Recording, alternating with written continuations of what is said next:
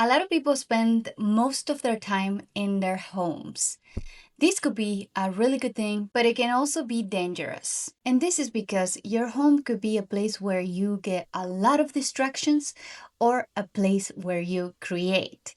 And this is something that I want to talk about with you.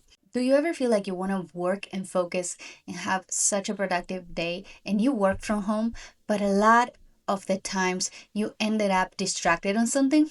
Like me, I want to record a video and in the background I see the amount of stuff that needs to be done. Well, there's a solution for this. First of all, is killing the clutter. You don't need any clutter in your home. Whatever you're not using, whatever you don't need, it shouldn't be in your home.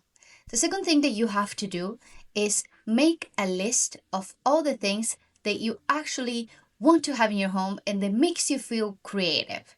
Because this is something that I noticed by working at home. That I love being at home. I love spending time, so much time at my home. But what happens?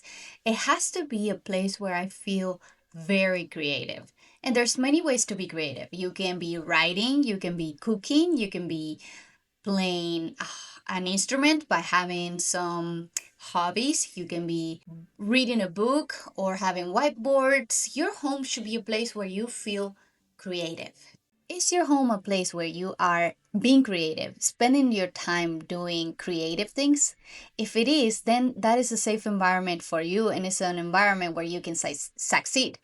Now, if this is a place where you get really distracted, easily drained, or you don't feel like doing anything because there's so much to do, then this is a dangerous place. And this can happen to anybody. I went through this for over a year while trying to build a business.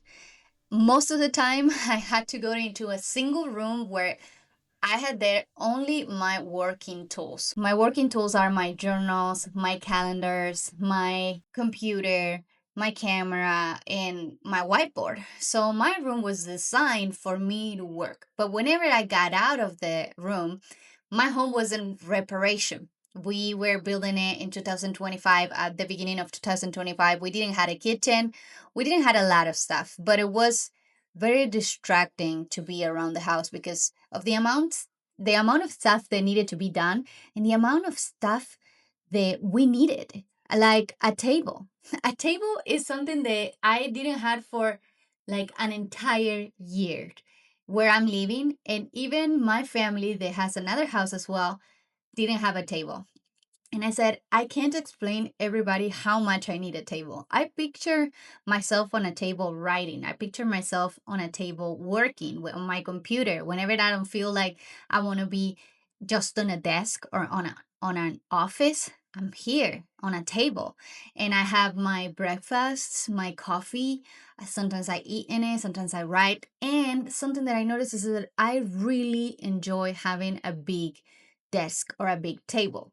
So you have to find out what is something that helps you feel more productive. Some people are okay with just a very empty space, like Elon Musk, for example. He has on his desk a pen, a notebook, and a computer, if I'm not wrong. I don't remember well, but basically his desk was empty because he has a way that he knows how to work with himself. He knows that what it works for him, having it empty, coming and creating, coming up with ideas, brain dump, whatever, right?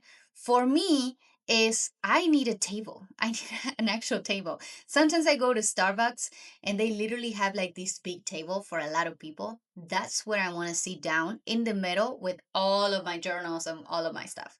I know this could be a lot for a lot of people, might feel overwhelmed, but it's the way I function. I like it this way. I feel like I want to do it. If it's too empty, sometimes I don't feel so inspiring to do things. And of course, I try to make it in a way that is very productive for me as well, not in a way that is distracting. So, your environment, your home should be a place that inspires you, that makes you feel creative, and that is decluttered.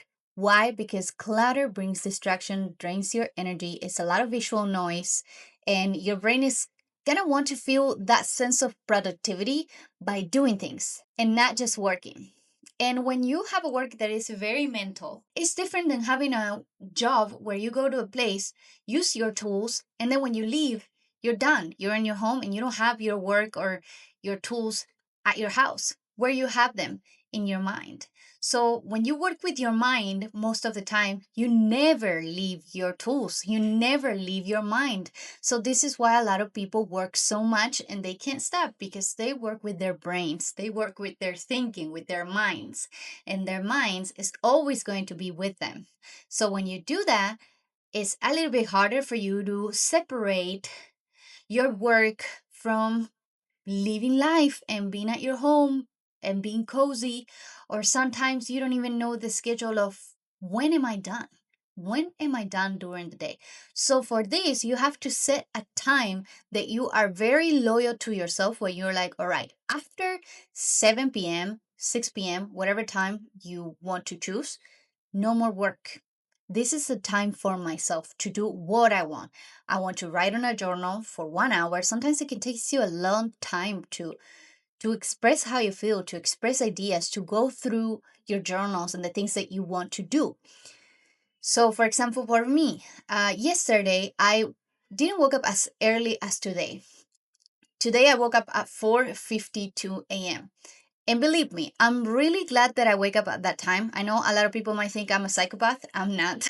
This is because in my country, Argentina, at 5 a.m., that means that in Argentina is 10 p.m. And I spent 3 months in Argentina, and I notice I really have a lot of time when I wake up early over there.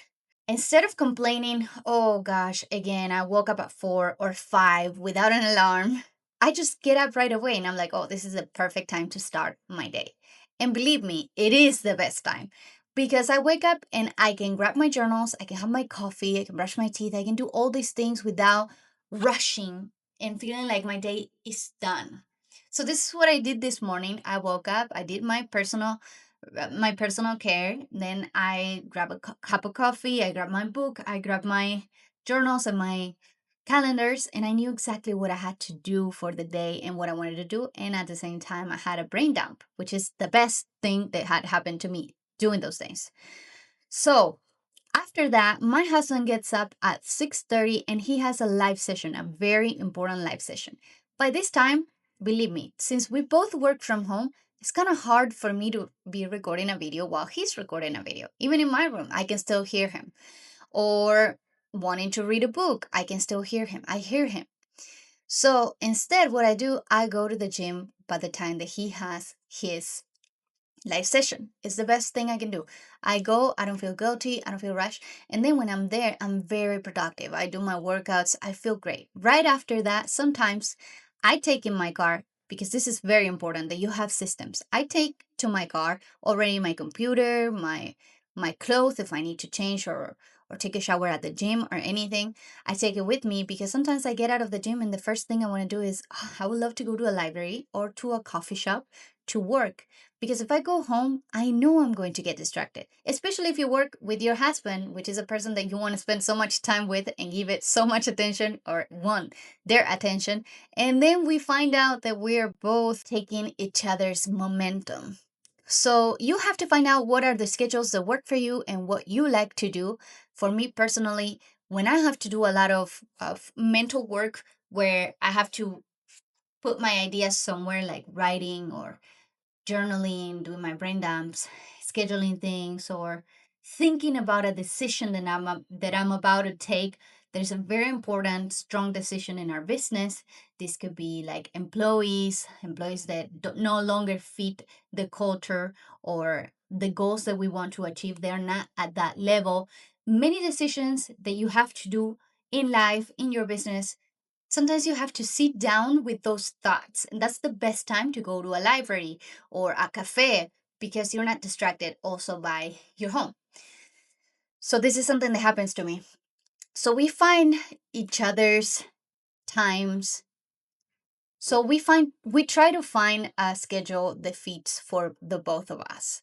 And you also have to understand that each of you, or whoever you're living with, or even if you're living alone, you have your own pace, your own time, and where you are at. For example, my husband, he films 3 videos a day, plus sometimes 2 lives, plus sometimes extra content for the week.